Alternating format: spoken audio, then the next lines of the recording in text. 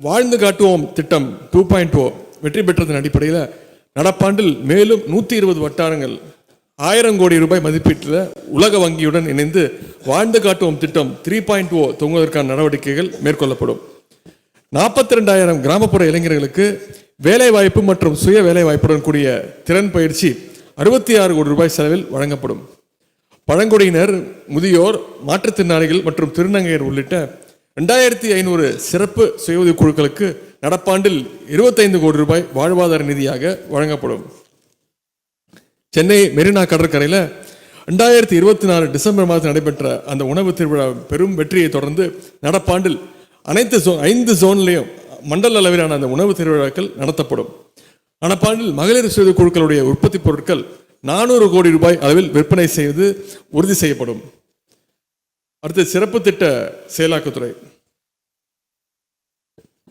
நான் முதல்வன் திட்டத்தின் கீழ் ஷெல் மற்றும் மைக்ரோசாஃப்ட் நிறுவனங்கள் பங்களிப்புடன் கல்லூரி மாணவ மாணவிகளுக்கு எலக்ட்ரிக் வெஹிக்கிள்ஸ் மற்றும் ஏஐ ஆர்டிஃபிஷியல் இன்டெலிஜென்ஸ் சார்ந்த பயிற்சிகள் வழங்க உயர் திறன் மையங்கள் நிறுவப்படும். Scout undergraduate talents in Tamil Nadu, அதாவது scholarship for outstanding undergraduate talent in Tamil Nadu திட்டத்தின் கீழ் வரும் கல்வி ஆண்டில் தமிழ்நாட்டிலிருந்து 100 திறமையான இளங்கலை மாணவர்களுக்கு உலகளாவிய தொழில் பயிற்சிகள் வழங்கப்படும். தூய்மை இயக்கம். தமிழ்நாட்டில் உள்ள நகர்ப்புற மற்றும் ஊரக பகுதிகளில் தினந்தோறும் உருவாகும் திடக்கழிவுகளை மேலாண்மை செய்வதில் ஒரு புரட்சியை ஏற்படுத்துகின்ற வகையில் தூய்மை இயக்கம் என்ற ஒருங்கிணைப்பு அமைப்பு சிறப்பு திட்ட செயலாக்கத்துறையின் கீழ் ஏற்படுத்தப்படும். திட்டம் வளர்ச்சி மற்றும் சிறப்பு முயற்சிகள் துறை. மாநில திட்டக்குழுவால் கொள்கை மற்றும் ஆளுகைக்கான அனுபவ மையம் policy and governance experiential centre அமைக்கப்படும். அரசு துறைகளில் ஆதாரங்களின் அடிப்படையில் கொள்கை வகுக்கின்ற பணிகளை மேற்கொள்ள ஏதுவாக பொருளியல் மற்றும் புள்ளியியல் பிரிவு அமைக்கப்படும். இளைஞர் நலன் மற்றும் விளையாட்டு மேம்பாட்டுத்துறை. 24 நாடுகள் பங்கேற்கின்ற junior men's hockey world cup 2025 போட்டிகள் சென்னை மற்றும் மதுரை ஆகிய நகரங்களில் 55 கோடி ரூபாய் செலவில் நடத்தப்படும். இளைஞர்களுக்கிடையே விளையாட்டு கலாச்சாரத்தை ஊக்குவிக்கவும் உடற்திறனை வளர்க்கவும் முதலமைச்சர் இளைஞர் விளையாட்டு திருவிழா தமிழ்நாட்டில் உள்ள அனைத்து வட்டாரங்கள் மற்றும் மாவட்ட அளவில் 45 கோடி ரூபாய் செலவில் நடத்தப்படும். தமிழ்நாட்டுடைய அனைத்து மாவட்டங்களிலும் உள்ள விளையாட்டு வளாகங்கள் இளம் விளையாட்டு வீரர்களை ஈர்க்கும் வகையில் ஃபுட்சால், பாக்ஸ் கிரிக்கெட் போன்ற விளையாட்டுகளுக்கான முதலமைச்சர் இளைஞர் விளையாட்டு மைதானங்கள் ரூபாய் 10 கோடி மதிப்பீட்டில் அமைக்கப்படும். மாநில மற்றும் தேசிய அளவிலான விளையாட்டு போட்டிகள் பங்கேற்கும் போது ஏற்படும் விபத்துகளினால், இது நீண்ட நாள் கோரிக்கை, விபத்துகளினால் உண்டாகும் உடற்காயங்கள் மற்றும் உயிரிழப்பினை ஈடு செய்வது வகையில் 25,000 விளையாட்டு வீரர்களுக்கு வீராங்கனைகளுக்கு காப்பீடு திட்டம், மெடிக்கல் இன்சூரன்ஸ் திட்டம் அறிமுகப்படுத்தப்படும். ஏற்கனவே 5 மாவட்டங்களில் அறிவிச்சிருக்கிறோம், வேலைகள் நடந்து கொண்டிருக்கிறது. இப்பொழுது திருவள்ளூர், திருவண்ணாமலை, தஞ்சாவூர், திண்டுக்கல் மற்றும் கிருஷ்ணகிரி ஆகிய 5 மாவட்டங்களில் பேரா விளையாட்டு மைதானங்கள், பேரா ஸ்போர்ட்ஸ் அரேனாஸ் 7.5 கோடி ரூபாய் மதிப்பீட்டில் அமைக்கப்படும். சர்வதேச மற்றும் தேசிய அளவிலான போட்டிகளில் பதக்கங்கள் வென்ற விளையாட்டு வீரர்களுடைய கோரிக்கையை ஏற்று எலைட் திட்டத்தின் கீழே பங்கு பெறுகின்ற விளையாட்டு வீரர்கள் எண்ணிக்கை 25 50ஆகவும், MIMS திட்டத்தின் கீழ் பயன்பெறும் விளையாட்டு வீரர்களுடைய எண்ணிக்கை 75 125ஆகவும், CDS திட்டத்தில் பயன்பெறும் எண்ணிக்கை 100 200ஆகவும் உயர்த்தப்படும். இந்த திட்டத்தினை செயல்படுத்த ஆண்டுதோறும் 38 கோடி ரூபாய் நிதி ஒதுக்கப்படும். சேலம் மற்றும் ராமநாதபுரம் மாவட்டங்களில் சர்வதேச தரத்தில் 8 தடங்கள் கொண்ட செயற்கை தடகள ஓடுபாதையுடன் இயற்கை கால்பந்து புல்தரை மைதானம் ரூபாய் 25 கோடி மதிப்பீட்டில் அமைக்கப்படும். வேர்ல்டு அக்வாட்டிக்ஸ் ஒலிம்பிக்ஸ் தரத்தில் சென்னை வேளச்சேரி SDAD மைதானத்தில் வளாகத்தில் உள்ள நீச்சல் மற்றும் டைவிங் பூல் ரூபாய் 18 கோடி மதிப்பீட்டில் மறுசீரமைத்து மேம்படுத்தப்படும்.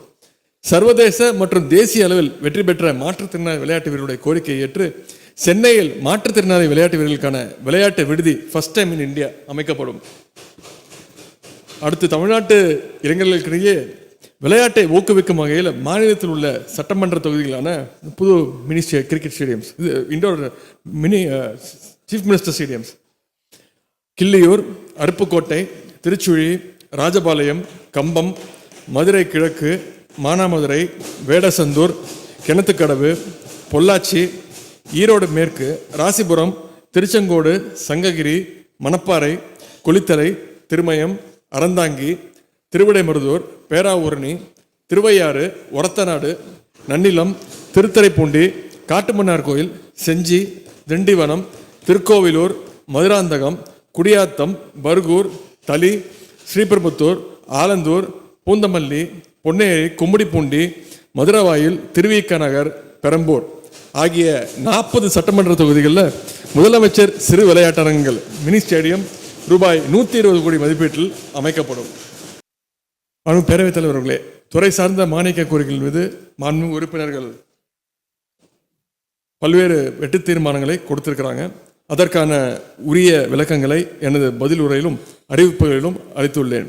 அவற்றின் மீது உரிய வகையில் நடவடிக்கை எடுக்கப்படும்.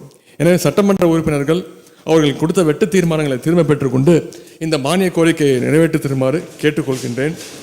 எனது உரையை முடிக்கும் முன்பு முக்கியமான ஒரே ஒரு பதிவை மட்டும் இங்கே குறிப்பிட விரும்புகின்றேன்.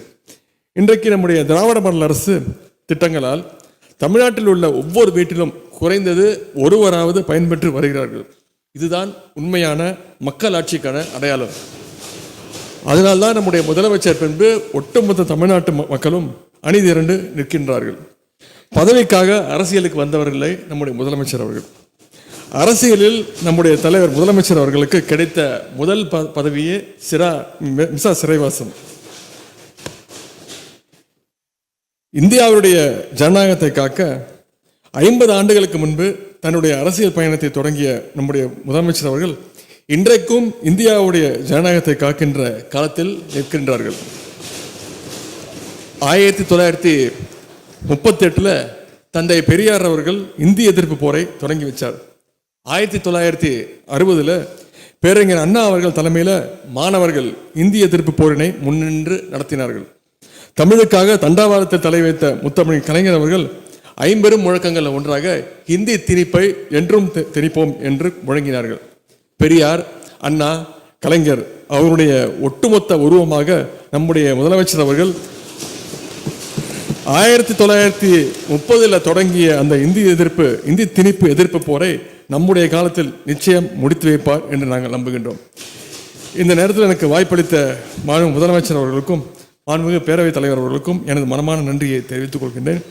அதே போல தலைமைச் செயலாளர் திரு முருகானந்தம் ஐஏஎஸ் அவர்களுக்கும் நிதித்துறை செயலாளர் திரு உதயச்சந்திரன் ஐஏஎஸ் அவர்களுக்கும் என்னுடைய துறை சார்ந்து என்னோட பயணிக்கின்ற அதிகாரிகள் திரு அதுல்யா மிஸ்ரா ஐஏஎஸ் அவர்களுக்கும் ரமேஷ் சந்த் மீனா அவர்களுக்கும் திரு பிரதீப் யாதவ் அவர்களுக்கும் திரு ககன்தீப் சிங் பேடி அவர்களுக்கும் திருமதி ஜெயா, திருமிகு ஆர்த்தி, திருமிகு சஜீவனா, திரு மேகநாத் ரெட்டி, திருமிகு ஸ்ரேயா சிங், திரு கிராந்திகுமார், முதலமைச்சருடைய தனி செயலாளர் திரு தினேஷ் அவர்களுக்கு என்னுடைய நன்றியை தெரிவித்துக் கொள்கின்றேன்.